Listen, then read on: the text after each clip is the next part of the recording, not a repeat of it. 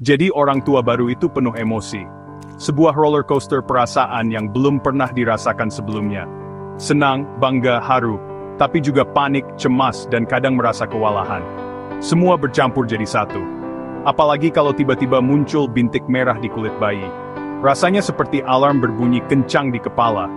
Rasanya dunia mau runtuh. Semua yang tadinya indah, tiba-tiba jadi abu-abu. Langsung cari info kemana-mana, dari Google sampai grup WhatsApp. Semua artikel dan nasihat dibaca dengan seksama. Gue sendiri pernah panik waktu anak pertama gue, Alea, lahir. Rasanya semua teori parenting yang gue baca hilang begitu saja. Tiba-tiba pipinya merah-merah. Merah menyala seperti tomat. Pikiran langsung kemana-mana. Apakah ini alergi, infeksi, atau penyakit langka yang mengerikan? Salah sabun, salah bedak, mungkin deterjen baju yang terlalu keras, atau pertanda alien. Oke, yang ini lebay. Tapi saking paniknya, pikiran bisa jadi absurd.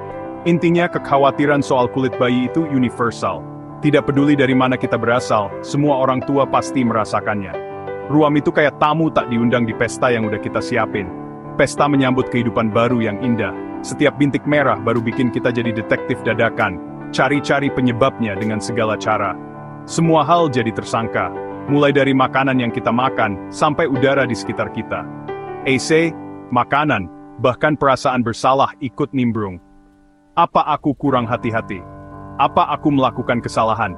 Padahal, ini bagian dari perjalanan jadi orang tua. Sebuah proses belajar yang tak ada habisnya. Kepanikan ini wajar banget kok. Semua orang tua pasti pernah merasakannya. Jadi, tarik napas dalam-dalam dan jangan merasa sendirian. Di zaman informasi, kadang makin banyak saran malah bikin bingung. Setiap orang punya pendapatnya masing-masing, dan kita jadi sulit membedakan mana yang benar dan mana yang salah. Artikel ini bukan buat nambahin panik, justru sebaliknya. Tapi biar kita lebih tenang menghadapi ruam, dan tahu apa yang harus dilakukan. Gua mau berbagi pengalaman sebagai bapak dua anak yang udah khatam drama ruam. Dua anak dengan jenis kulit yang berbeda, jadi pengalaman gua lumayan banyak. Tujuannya simple, memberikan informasi yang jelas dan mudah dimengerti. Biar kita tahu mana ruam yang bisa ditangani sendiri dengan perawatan rumahan, mana yang butuh konsultasi dokter anak.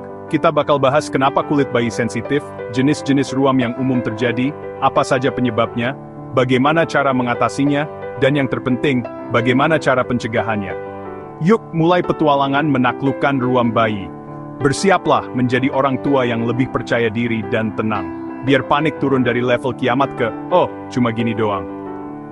Kamu farces from bayi itu normal, dan bisa diatasi. Sebelum bahas ruam, kenalan dulu sama kulit bayi. Kulit bayi itu kayak kertas HVS tipis. Beda sama kulit dewasa yang udah kayak kardus paket. Lapisan terluarnya tipis, gampang kehilangan kelembapan, dan rentan iritasi. Kelenjar keringat dan minyaknya belum optimal, jadi gampang keringetan atau kering. pH kulit bayi juga masih berubah-ubah, belum sekuat orang dewasa. Sabun yang salah bisa ganggu proses pembentukan pelindung kulit. Sistem imun bayi juga masih belajar, jadi reaksi ke debu atau bahan kimia bisa lebih heboh. Makanya, alergi dan sensitivitas sering muncul di awal-awal. Intinya, kulit bayi memang butuh perhatian ekstra, bukan manja, tapi memang rentan. Pilih produk yang lembut dan sesuai buat bayi.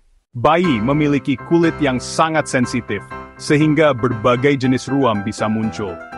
Penting bagi kita untuk mengenali jenis-jenis ruam yang umum terjadi pada bayi. Dengan pengetahuan yang tepat, kita bisa lebih tenang dan biar nggak panik berlebihan saat menghadapinya. Jadi, mari kita pelajari bersama. Pertama, biang keringat, atau yang sering disebut juga. Ini adalah masalah kulit yang umum terjadi pada bayi, terutama saat cuaca panas. Biang keringat terlihat seperti bintik kecil, bisa bening atau merah, yang muncul di permukaan kulit bayi.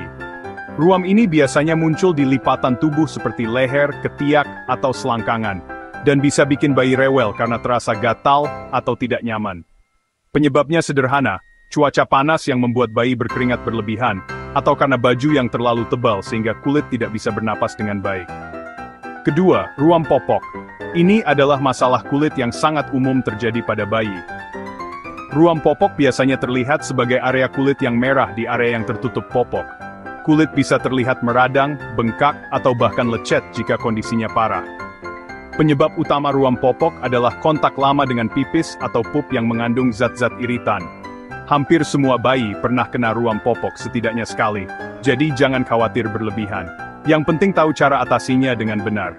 Ketiga, eksim atau dermatitis atopik. Ini adalah kondisi kulit kronis yang sering terjadi pada bayi dan anak-anak. Eksim menyebabkan kulit menjadi kering, gatal, merah, dan kadang-kadang bersisik atau pecah-pecah. Area yang paling sering terkena eksim adalah pipi, kulit kepala, atau lipatan siku dan lutut. Biasanya ada faktor genetik yang berperan dalam timbulnya eksim, atau bisa juga dipicu oleh alergi terhadap makanan atau zat tertentu. Keempat, ruam infeksi. Ruam ini berbeda karena disebabkan oleh infeksi virus atau bakteri. Contoh ruam infeksi adalah campak yang disebabkan oleh virus, atau impetigo yang disebabkan oleh bakteri. Ruam infeksi biasanya disertai dengan gejala lain seperti demam, batuk, pilek, atau penurunan nafsu makan.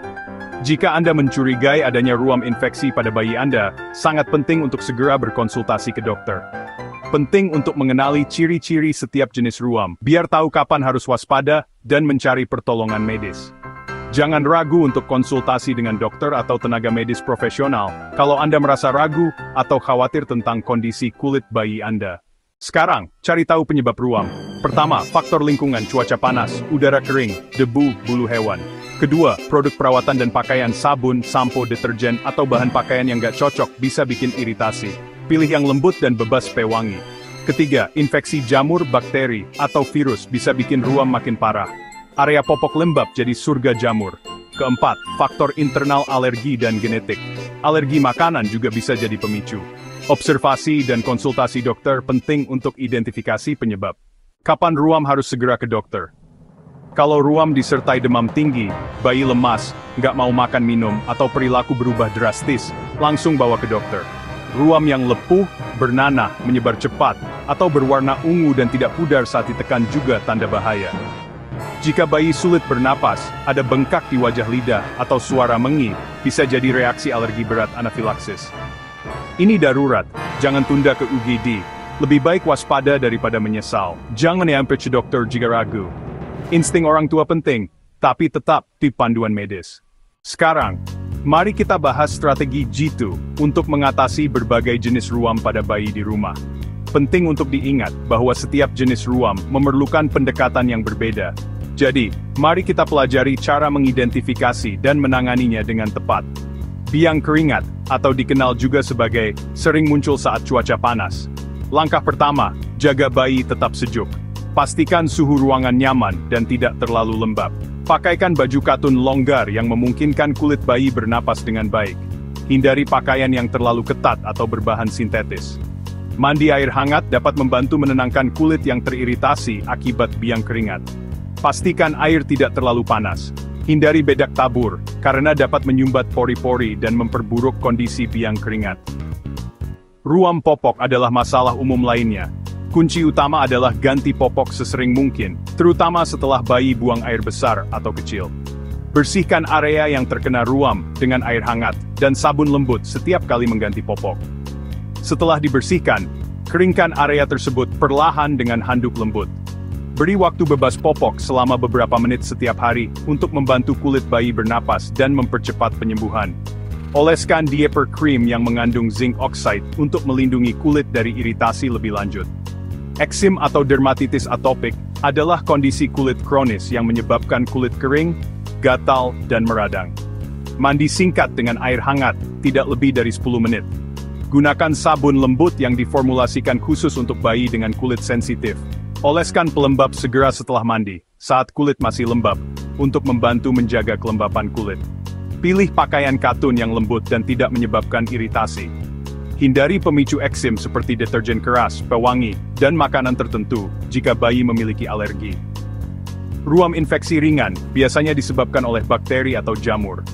Jaga kebersihan area yang terkena ruam dengan mencucinya secara teratur menggunakan air dan sabun lembut. Jangan pakai salep sembarangan tanpa resep dokter, karena beberapa infeksi memerlukan pengobatan khusus. Ruam akibat virus seperti campak atau cacar air biasanya sembuh sendiri seiring dengan sistem kekebalan tubuh bayi melawan virus. Fokus bikin bayi nyaman dengan memberikan banyak istirahat dan cairan. Kalau ragu tentang jenis ruam atau cara penanganannya, jangan tunda untuk konsultasi ke dokter anak. Jangan eksperimen dengan obat lama atau yang tidak diresepkan oleh dokter. Utamakan kenyamanan dan kebersihan bayi untuk membantu mempercepat proses penyembuhan. Perhatikan perubahan gejala pada ruam dan kondisi umum bayi. Jika ruam memburuk, disertai demam tinggi, atau bayi tampak sangat tidak nyaman, segera cari bantuan medis. Ingatlah, setiap ruam punya cara penanganan berbeda, jadi penting untuk mengidentifikasi jenis ruam dengan benar. Jangan panik, tetap tenang dan bertindak sesuai dengan jenis ruam yang dialami bayi Anda. Dengan penanganan yang tepat, sebagian besar ruam pada bayi dapat diatasi dengan baik di rumah. Pencegahan lebih baik daripada mengobati. Mandi cukup 2-3 kali seminggu, pakai sabun lembut, air hangat, dan pelembab setelah mandi. Pilih pakaian katun, hindari yang ketat atau berlapis-lapis. Cuci pakaian dengan deterjen lembut, bebas pewangi. Ganti popok rutin, pilih yang daya serap baik. Jaga kebersihan rumah, rutin bersihkan spray, mainan, dan pastikan sirkulasi udara baik. Hindari asap rokok dan iritan lain. Perhatikan makanan ibu menyusui dan empasi, perkenalkan makanan baru satu persatu. Dengan pencegahan konsisten, risiko ruam bisa diminimalkan. Benteng pertahanan kulit bayi dibangun dari kebiasaan sehari-hari. Bikin hari-hari jadi orang tua lebih tenang. Pencegahan ruam serius, vaksinasi jawabannya. Vaksin seperti MMR dan varicella melindungi dari penyakit infeksi yang gejalanya ruam. Campak dan cacar air bisa berbahaya, tapi vaksin membuatnya jauh lebih ringan atau bisa dihindari. Ikuti jadwal imunisasi yang direkomendasikan dokter. Vaksinasi juga melindungi komunitas, bukan cuma anak sendiri. Demam ringan setelah vaksin itu normal, tanda imun anak bekerja. Diskusikan jadwal vaksin dengan dokter anak. Imunisasi lengkap andungan terbaik dari ruam akibat infeksi. Banyak mitos soal ruam bayi, yuk kita luruskan. Mitos, bedak tabur wajib biar nggak biang keringat. Fakta, justru bisa bikin iritasi dan ganggu napas bayi. Mitos, ruam pasti karena ASI ibu panas atau salah makan. Faktanya, penyebab ruam lebih sering karena faktor eksternal. Mitos, ramuan herbal atau bahan dapur bisa sembuhkan ruam. Hati-hati, kulit bayi sensitif, jangan asal coba. Untuk penanganan ruam, pakai produk khusus bayi atau resep dokter. Pesan sponsor, tenang adalah kunci. Observasi dulu, jangan langsung panik, pengetahuan adalah senjata utama. Jangan ragu konsultasi ke dokter anak. Lebih baik bertanya daripada menebak-nebak. Jadi orang tua itu proses panjang, nikmati setiap langkahnya. Kalian pasti bisa.